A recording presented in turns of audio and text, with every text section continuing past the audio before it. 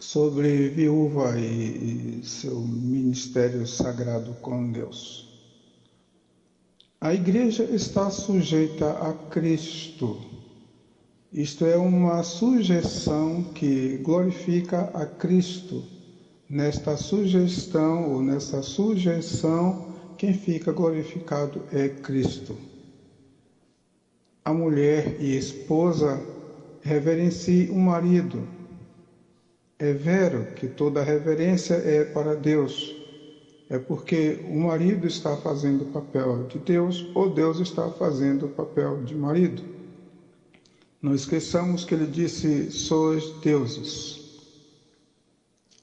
Amar como Cristo amou a igreja. Isto significa ser amada com amor eterno. A viúva, verdadeiramente viúva, externa esta verdade, glorifica esta verdade. Amar com amor de si mesmo, manifestar esse cuidado de Deus é ministério das viúvas, porque se verá nela o cuidado de Deus, a atenção de Deus, a manutenção de Deus e a substituição do marido anterior de uma forma tão grande que ela não terá necessidade de nada. Ana era viúva de quase 84 anos. Isto significa amor acima do enfado e da canseira. Ana não se afastava do templo servindo a Deus. Isto significa uma vida de esposa como a esposa de Deus, como esposa de Deus. Ana, em jejuns e orações de noite e de dia, vivia no templo, guardava a vida para a vida eterna. A viúva tem condição de dizer isso com a sua vida, que renuncia à vida aqui para a vida eterna ali. Apresentar a si mesmo como igreja gloriosa, isto é, um espelho exposto do amor de Deus. Então, as viúvas que verdadeiramente são viúvas são um espelho de Deus diante dele mesmo. Por isso está escrito: apresentar a si mesmo igreja gloriosa. Não esqueçamos que está escrito em epístolas que Deus estava em Cristo reconciliando consigo mesmo o mundo. Cristo é a cabeça da igreja, ou seja, amar com todo o corpo e alma e espírito, porque, sendo Cristo a cabeça da igreja, todo o seu corpo será parte e será corpo de Cristo, conforme é a sua palavra. Então, amar com todo o corpo e alma e espírito. Uma viúva tem esse privilégio, ou tem esse ministério quando verdadeiramente viúva. Cristo é o Salvador do corpo, como diz a Escritura, e tudo que há em mim bendiga o seu santo nome. Porque há um só Senhor, uma só fé, um só batismo e um só Deus e Pai, o qual é de todos e por todos e em todos e sobre todos. Então a viúva, na sua aparente solidão, está falando de que estar com Deus e servir a Deus é superior a tudo quanto for belo e elevado na terra. Então fica: e tudo que há em mim bendiga o seu santo nome. Cristo se entregou pela igreja, ou seja, alguém para quem Deus se deu totalmente. É isto que fica estabelecido na viúva verdadeiramente viúva, conforme palavras de Paulo. Cristo e a igreja, grande mistério, ou seja, há um grande mistério entre Cristo e a igreja. E se recebe este nome de grande mistério é porque é difícil da compreensão do homem alcançar. Mas o lado visível desse mistério é vivido na viúva, com a viúva, por causa da viúva, no ministério sagrado da viúva para com Deus. E as reclamações de Deus contra os maltratos que se faziam ou desprezos que se dispensavam às viúvas ficaram escritos em muitas passagens bíblicas. Algumas delas dizem: devoram as casas das viúvas, fazendo por pretexto largas orações. Na melhor das hipóteses, glutonaria. Na pior delas, solta-se as imaginações. Esta viúva, da sua pobreza, deitou tudo quanto tinha, todo o seu sustento. Ora, considerando que é função do marido, que é dever do marido, que é glória do marido, sustentar a sua igreja, aquela viúva só tinha aquela moeda, era todo o seu sustento. E ficou escrito: esta viúva de sua pobreza deitou tudo quanto tinha, ou seja, todo o seu sustento, ou seja, todo o seu marido. Imitador do Senhor, a alimentar e sustentar. É assim que a Escritura sugere ao marido ser um imitador de Deus. Porque pai de órfãos e marido de viúva é Deus no seu lugar santo. Mostra que seu marido imitou a Deus.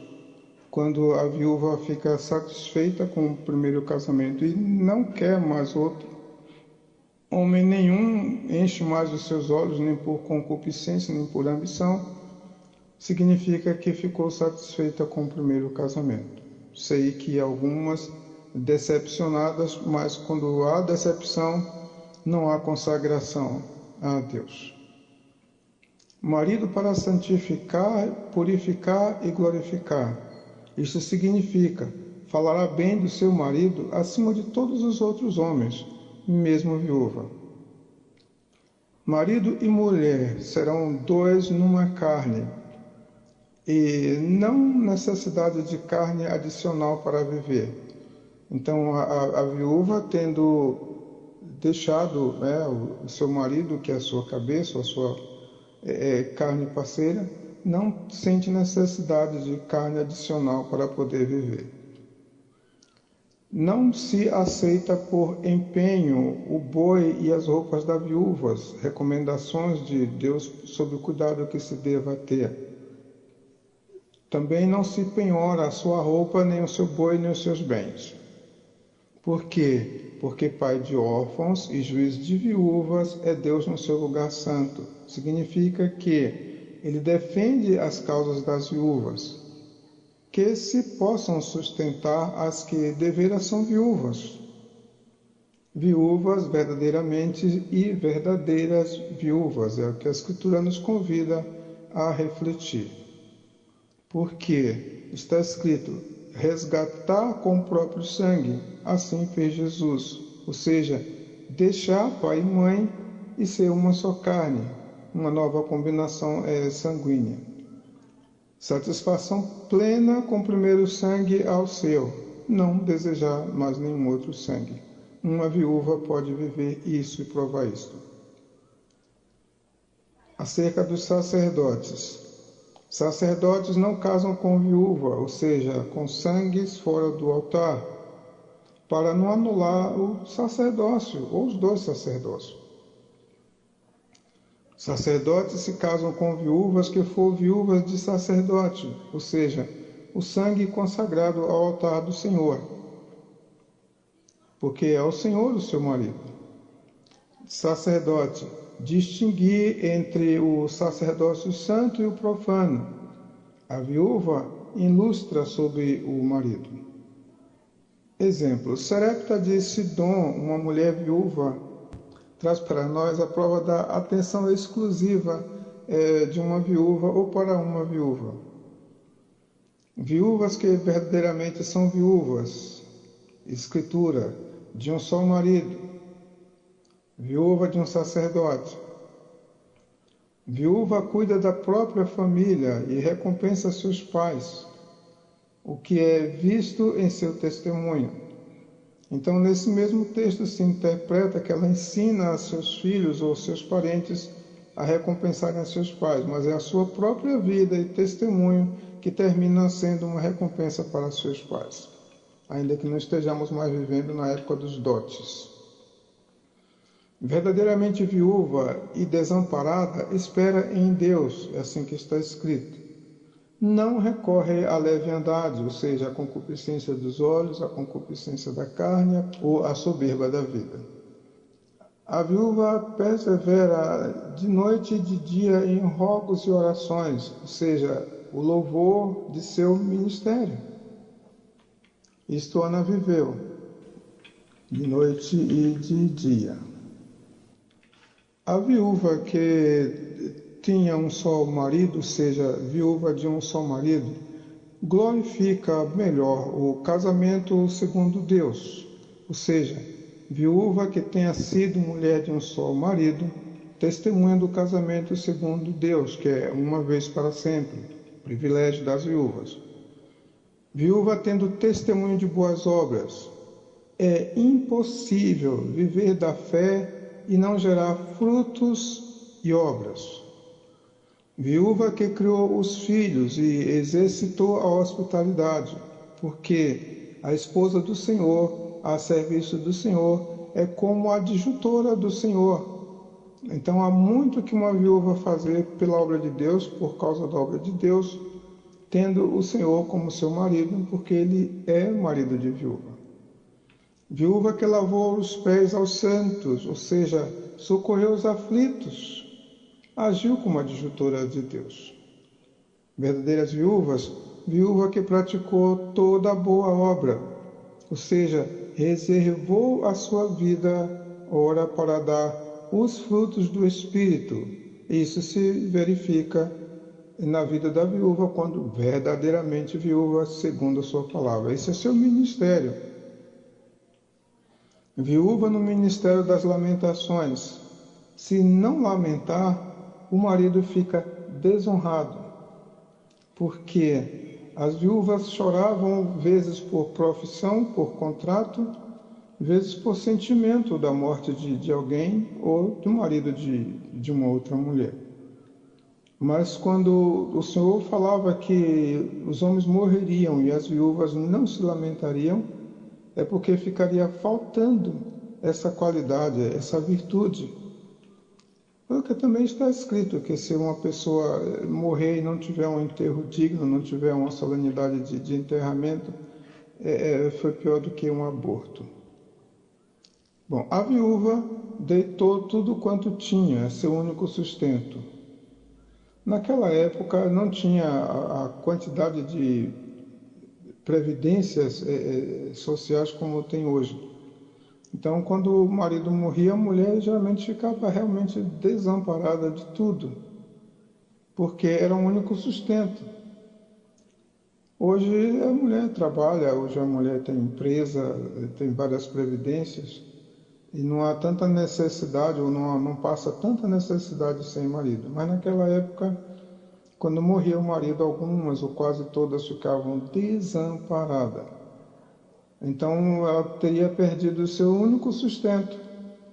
Quando a viúva colocou aquela moeda no gasofilácio, o Senhor Jesus Cristo, vendo que realmente aquelas os últimos centavos que tinha, ou o último centavo que tinha, entendeu que ali é como se depositasse na confiança em Deus o seu único marido. Não sei como o entendimento de cada um vai compreender isto, mas há um ministério sagrado na vida da viúva que somente as verdadeiramente viúvas podem compreender e aceitar. As demais não são obrigadas a aceitarem esse ministério, mas, segundo Deus, perdem muito.